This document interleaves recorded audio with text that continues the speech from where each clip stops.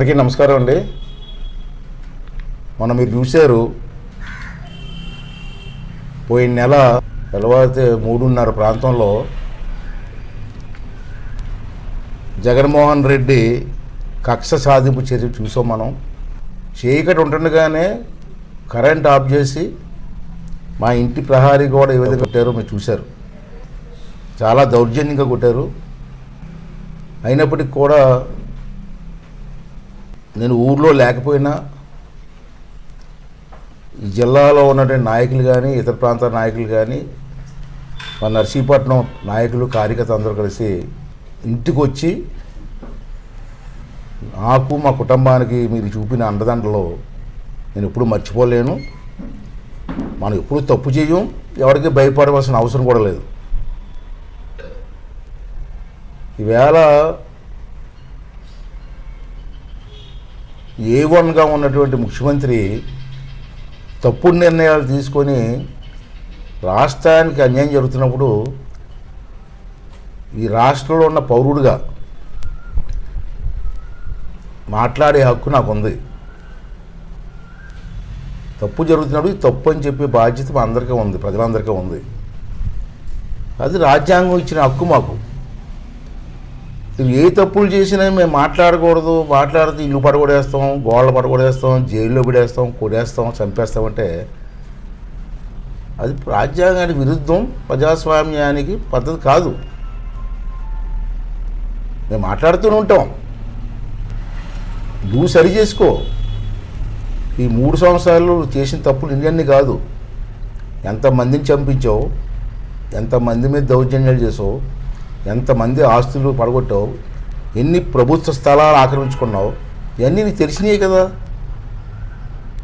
అంచేది వాటిని సరి చేసుకొని మంచి పరిపాలన ఇవ్వడం మానేసి మాట్లాడిన వాళ్ళని అందరి మీద కక్ష సాధింపు చేయడం, బెదిరించడం ఇది పద్ధతి కాదు.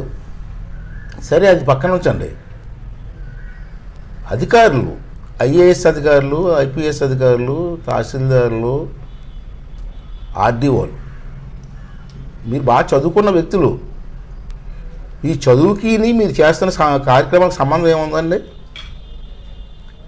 ఒక IPS ఆఫీసరు రూల్స్కి వ్యతిరేకంగా గోడ పడగొడతావు అంటే దగ్గర పడగొడతావా?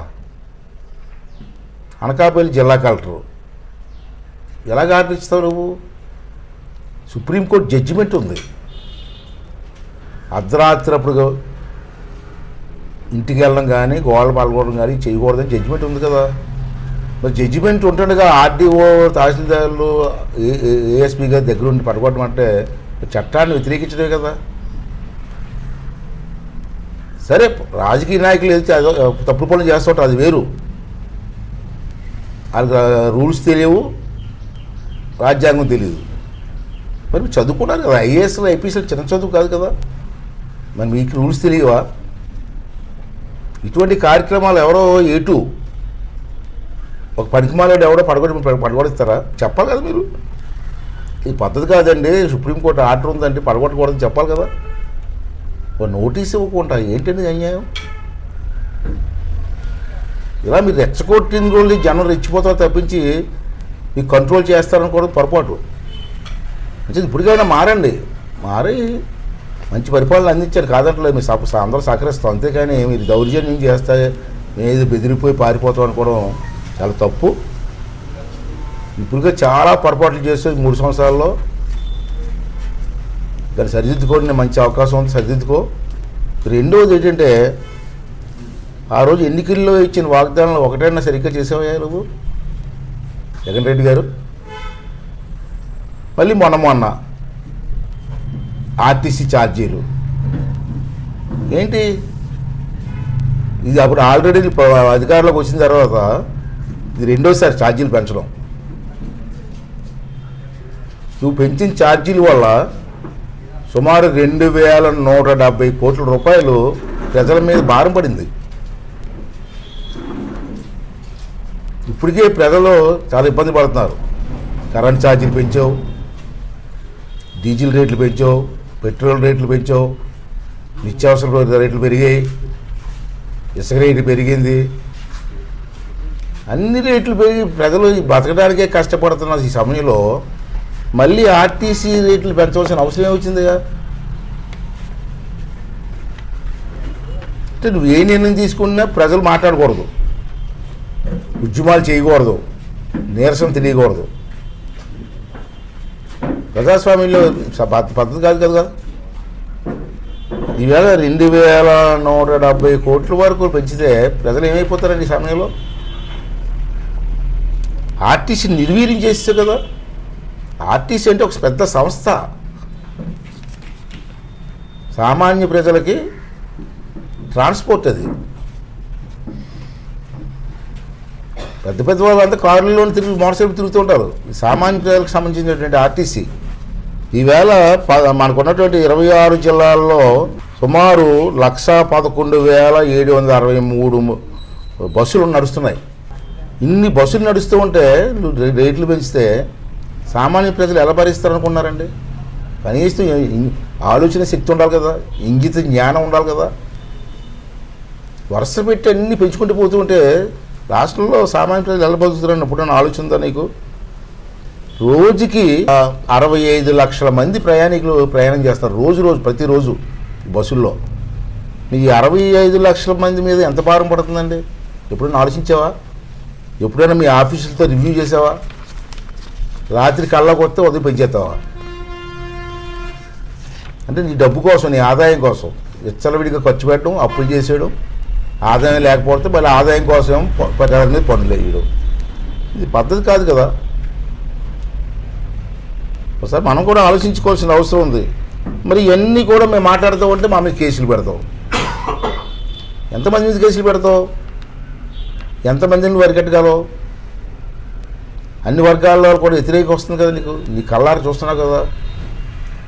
అయినా అసలు ఇంత మూర్ఖత్వంగా వెళ్ళడం పద్ధతి కాదని చెప్పి ఈ సందర్భంలో మనం చేస్తాను. ఈవేళ మీరు చేస్తున్న ప్రతి కార్యక్రమం కూడా ప్రజలు వ్యతిరేకిస్తున్నారు. 3 సంవత్సరాలు మాట్లాడలేదు జనం. నీకు భయంపడో, లేదా నీ దౌర్జన్యానికి భయంపడో, లేదా నీ గోండాలకు భయంపడో. ఇప్పుడు చూస్తున్నావు కదా, ఎక్కడ మీటింగ్లు పెట్టినా జనం తండోపు వస్తున్నారు. ప్రతి వారు కూడా మాట్లాడుతున్నాడు, విమర్శిస్తున్నాడు. ఆ విమర్శల్ని నువ్వు పాజిటివ్గా తీసుకో, దాన్ని పరిష్కారం చేయి. అంతేకాని నెగిటివ్గా తీసుకొని నన్ను ఎవడు విమర్శిస్తాడు? ఈ మధ్యన 10 మీటింగ్లు చూస్తున్నాను, నా ఎంటుకలు ఎవడు పేకలేడు అంటున్నావు. అంటే పీకుతో అర్థమైపోయింది నీకు. పాజిటివ్ తీసుకోక 2 సంవత్సరాల టైం ఉంది, పాజిటివ్ తీసుకొని ఇప్పుడు కానీ సరిదిద్దుకుంటే బాగుంటుంది. తప్పించి అన్నిట్లోని మోసాలు. ఏ కార్యక్రమం కరెక్ట్గా చేసి చెప్పు. అమ్మఒడి అన్నావు, 15,000 అన్నావు, 2,000 కట్ చేస్తావు. ఆ 2,000 రూపాయలు 2,000 కట్ చేస్తే కదా ప్రతి మనిషి దగ్గర. ఈ 3 సంవత్సరాల్లో 2,000 ఎంత డబ్బు ఉంది? ఆ డబ్బు ఏమైంది? ఎక్కడ ఖర్చు పెట్టావు? అది మోసం కదా. ఈవేళ ఆరోగ్యశ్రీ చంద్రబాబు నాయుడు టైంలో పెట్టిన స్కీమ్, అది డైరెక్ట్గా హాస్పిటల్కి ఇచ్చేవాళ్ళం మేము. ఇప్పుడు ఏమన్నావు? తల్లిదండ్రులకు ఇచ్చేస్తా అంటున్నావు. తల్లిదండ్రులకు ఇచ్చేస్తే హాస్పిటల్లో ఆపరేషన్ ఎవరు చేస్తారు? డాక్టర్లు చేస్తారండి. ఈ తల్లిదండ్రులు వాడేశారు ఇంకో డబ్బు, డాక్టర్లు ఆపరేషన్ చేస్తే డాక్టర్ డబ్బులు వెళ్ళిపోతాయి ఇవ్వడు కదా. దానివల్ల ప్రజలు నష్టపోతారు కదా. ఇలాగ ఆలోచన లేని విధానాలు. నాడు నేడు అన్నావు, అంత అవినీతి కదా నాడు నేడు. ఇలాగ అన్ని విధాలుగా మోసం చేసి ఈ రాష్ట్రాన్ని తప్పుదో పట్టిస్తున్నావు.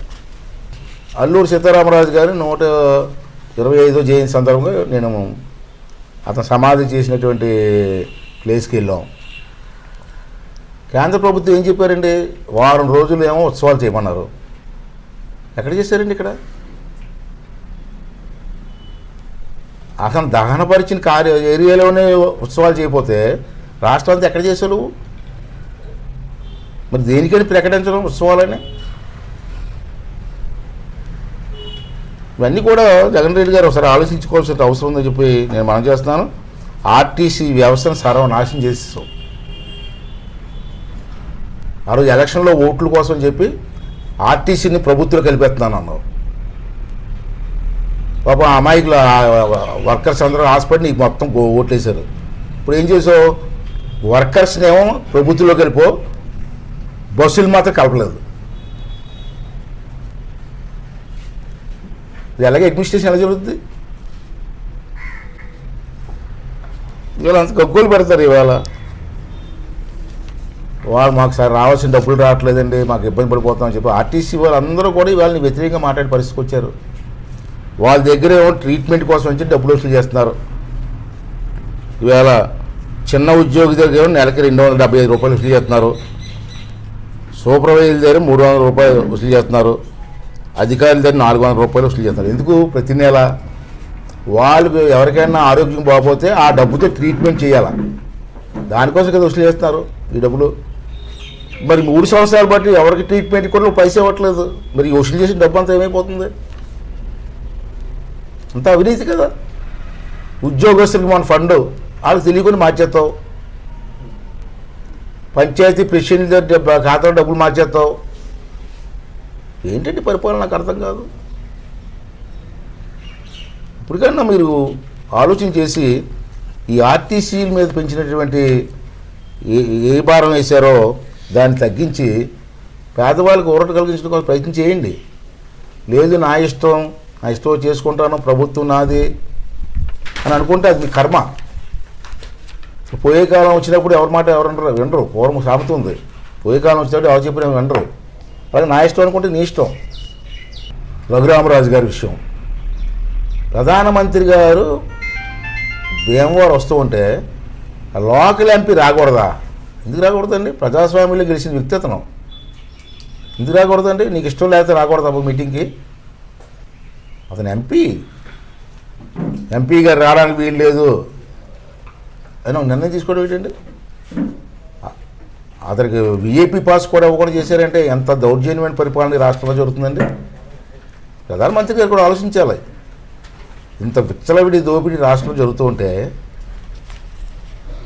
కేంద్ర ప్రభుత్వం ఇచ్చిన డబ్బులకు కూడా లెక్కలు చూపించకపోతే కాగ్ రిపోర్ట్లో కొన్ని వేల కోట్లు కనపట్లేదని రిపోర్ట్ ఇస్తే దాన్ని ప్రధానమంత్రి గారు ఎందుకు మౌనుకుంటున్నారండి? ఈవేళ మీ ఎంపీ భీమవరం ఎంపీని రాకుండా చేసేటట్టు మీటింగ్కి ప్రధానమంత్రికి కలుగు చేసుకోవాల్సిన అవసరం ఉంది కదా, వాళ్ళకి రక్షణ కల్పించవలసిన అవసరం ఉంది కదా. దానికి లేకపోతే ప్రజాస్వామ్యకి విలువలు ఏమి ఉన్నాయండి? ప్రజానాయకులకు విలువలు ఏమి ఉన్నాయండి? అందరు ఎంపీలకి ఇవ్వవసరం లేదు. లోకల్ ఎంపీ మీరు మీటింగ్ ఎక్కడ పెడుతున్నారో ఆ ప్రాంతానికి ఎంపీ అతను. అంచేది ఇవన్నీ కూడా ఇప్పుడు కానీ సరిదిద్దుకొని ముందుకెళ్ళవలసిన అవసరం ఉంది. దీన్ని సరిదిద్దుకోకపోతే ప్రధానమంత్రి గారు కూడా దీని మీద కలుగు చేసుకోవాల్సినటువంటి అవసరం ఉందని చెప్పి ఈ సందర్భంలో మనం చేస్తున్నాను. ఒకసారి నువ్వు తీసుకున్న నిర్ణయాలు తొక్కులకటి నిర్ణయాలని మేము అంటున్నాం. ఒకసారి రివ్యూ చేసుకో. నువ్వు తీసుకున్న నిర్ణయాలు మంచి నిర్ణయాలా తొక్కులకటి నిర్ణయాలు ఒకసారి ఆలోచన చేయి. ఉదాహరణకు ఒక విషయం చెప్తాను. రేపు నుంచి స్కూల్స్ ఓపెనింగ్ ఉన్నాయి మన రాష్ట్రంలో. నువ్వేమన్నావంటే 3వ తరగతి 4వ తరగతి 5వ తరగతి విలీనం చేసేస్తున్నావు అన్నావు, ఒక నిర్ణయం తీసుకున్నావు. రేపు స్కూల్స్ ఓపెనింగు.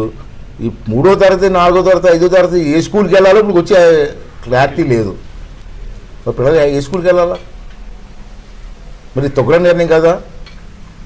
రేపు స్కూల్స్ ఓపెనింగ్ పెట్టుకొని ఈ రోజు వరకు ఏ స్కూల్కి వెళ్ళాలో పిల్లలు తెలియకపోతే వాళ్ళు ఏ స్కూల్కి వెళ్తారండి? కనీసం వాళ్ళు క్లారిటీ ఇవ్వాలి కదా.